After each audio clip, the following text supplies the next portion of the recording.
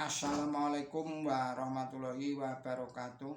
Kita lanjutkan lagi risalah sebuah kajian berjudul Kematian Yesus, diuraikan oleh Kenneth L. Woodward, dibantu oleh Tessana Mood dan Martha Brand New York, serta Diana Marzalek Francisco. Ini dipublik dari majalah Newsweek 4 April 1994, halaman 40 sampai dengan halaman 46, diterjemahkan oleh Suyud Ahmad Suroyudo, anggota Gerakan Ahmadiyah Lahore, Indonesia, daerah khusus Ibu Kota Jakarta. Saudara-saudara, para pemirsa channel Kereweng Aji yang berbahagia, garis besar kehidupan Yesus memang tidak diragukan. Beliau adalah pengajar, diperkirakan seorang penyembuh dan pelaku mukjizat, pernah dipenjara, diadili oleh para pejabat Yahudi, juga diadili dan dihukum oleh penguasa Romawi antara tahun 30 dan 33 Masehi. Di belakang semua itu, para ilmuwan seringkali berbeda pendapat terhadap detailnya keakuratan kisah Injil itu.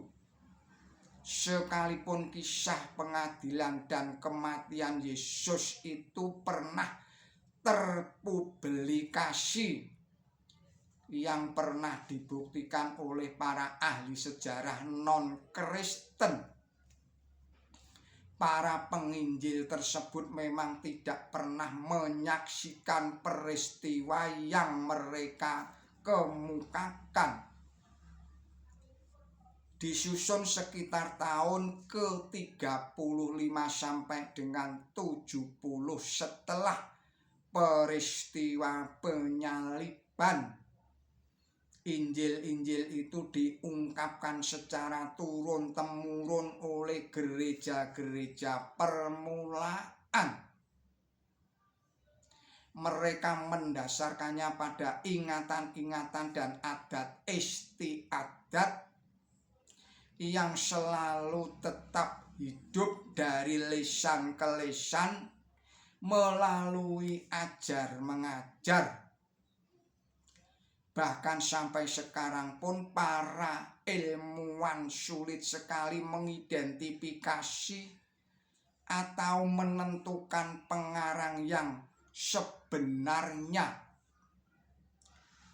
di mana dan siapakah yang dipanggil Matius, Markus, Lukas maupun Yohanes yang telah menulis kisah-kisah tersebut. Dan begitulah para ilmuwan, seperti halnya orang-orang yang mengimani ataupun yang ragu-ragu, tetap masih bertanya-tanya, siapakah yang sebenarnya bertanggung jawab terhadap kematian Yesus? Kejahatan apakah yang sebenarnya ia lakukan?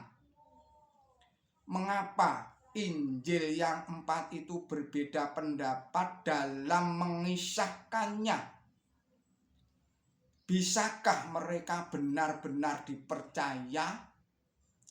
Dan seterusnya. Perbedaan tajam terhadap pembedahan dan penelaahan Injil. Brown, seorang pendeta Katolik Roma, menilai bahwa 4 kisah yang menyedihkan adegan tersebut sebagai drama penting. Selain itu, dia menyatakan bahwa hasil karya mereka tidak mengubah sikap orang-orang, baik itu para seniman maupun orang awam sekalipun. Misalnya, sampai berabad-abad lamanya, arti setiap kisah yang menyedihkan itu katanya tidak bisa lepas dari pengaruh kekuatan narasi si para pengarang itu sendiri. Dalam pandangan Brown, setiap penginjil adalah pemilik komposisi, mempersiapkan bahan-bahan untuk menopang alur cerita agar sebaik mungkin melahirkannya ataupun mengungkapkannya seolah dalam diri Yesus rencana Tuhan akan kerajaannya sebenarnya sudah tercapai. Melalui pandangan tulisan Brown yang kuat, drama Minggu Suci yang terkenal itu merupakan sifat yang tidak akan ada habis-habisnya. Di atas semua itu, Yesus yang dahulu pun sepertinya akan lahir kembali. Contoh adegan demi adegan seperti berikut ini. Saudara-saudara, para pemirsa channel Kereweng Aji yang berbahagia, penderitaan di taman.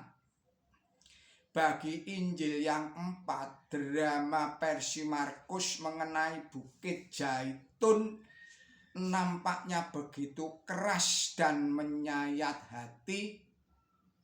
Sebagaimana dibaca oleh Brown, para murid Yesus tidak hanya mengabaikan pemimpin mereka, tetapi juga perasaan takut menghantui mereka karena akan dipenjara. Lebih dari itu, keimanan mereka terhadap Yesus pun hilang, bahkan sampai hari kebangkitannya sekalipun. Duka cita dan rasa ditinggalkan sendiri merasuk jiwa, sehingga Yesus berulang kali berdoa kepada Bapaknya memohon agar cawan atau malapetaka dan kematian itu jangan sampai menimpanya. Apa yang sering gagal dicatat oleh pembaca Injil, kata Brown, adalah bahwa permohonan Yesus kepada Tuhan itu agar dilepaskan dari nasib yang sama jangan sampai menimpanya karena para pengikutnya tidak mau menyertainya. Dan karena itulah dia dengan keras sekali memperingatkan mereka. Tetapi rupanya Tuhan tidak mengabulkan doanya. Menyesali akan kelemahannya, Yesus akhirnya menerima nasibnya dengan pasrah bongkoan. Yesus versi Markus ini nampaknya sangat manusiawi daripada 4 gambaran Injil yang ada. perasaan takut menyelimutinya sebagaimana manusia pada umumnya dalam menghadapi ancaman maut.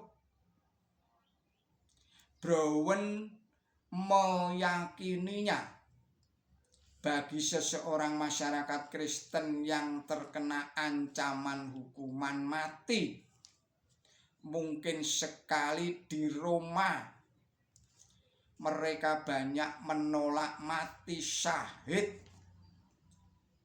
Markus dia kira memperkuat kepercayaan mereka bahwa Yesus sendiri berjuang menghadapi siksaan dan kematian. Saudara-saudara para pemirsa channel Kereweng Aji yang berbahagia, kita akhirkan sekian dulu kajian kita dan kita sambung lagi pada video-video yang berikutnya. Mohon maaf atas segala kesalahan dan kekilafan saya di dalam menyampaikan risalah ini. Billahi taufik wal hidayah. Ihdinas siratal mustaqim. Wassalamualaikum warahmatullahi wabarakatuh.